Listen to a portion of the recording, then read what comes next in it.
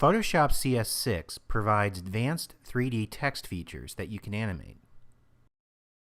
To start, activate the Type tool by pressing the T key.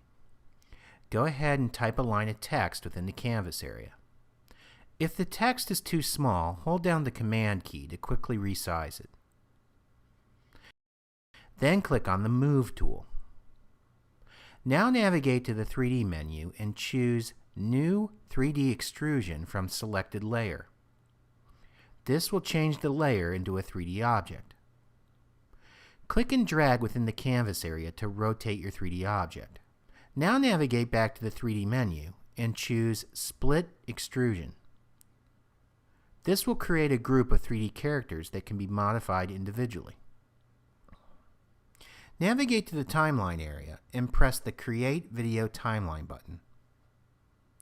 Drag the current time indicator to around the 3-second mark within the timeline. Then click on the Animation Panel control menu. Choose Work Area, Set End at Playback. Off to the left, twirl down the disclosure triangle for your text layer. Then open up 3D Meshes, and then open up the group layer. You should see a small stopwatch for every character within your text group. Okay, now move the current time indicator to the 1-second mark.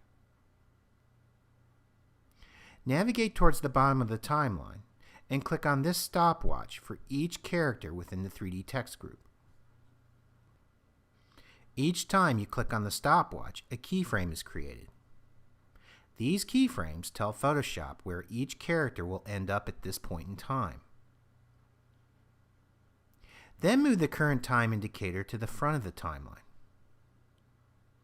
Now go back to the canvas area and click on a character. Notice how you have controls for moving each character.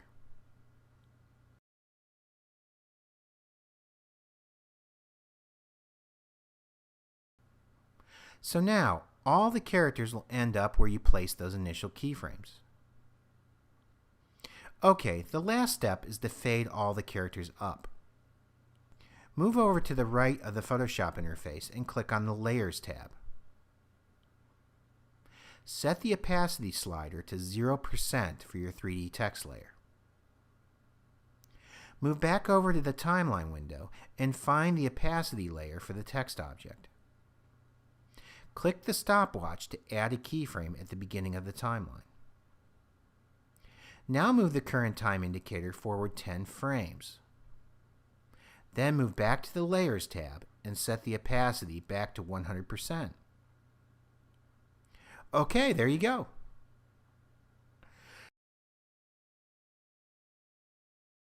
For other great tips like this, or to enroll in an Adobe CS6 video editing course, visit geniusdv.com.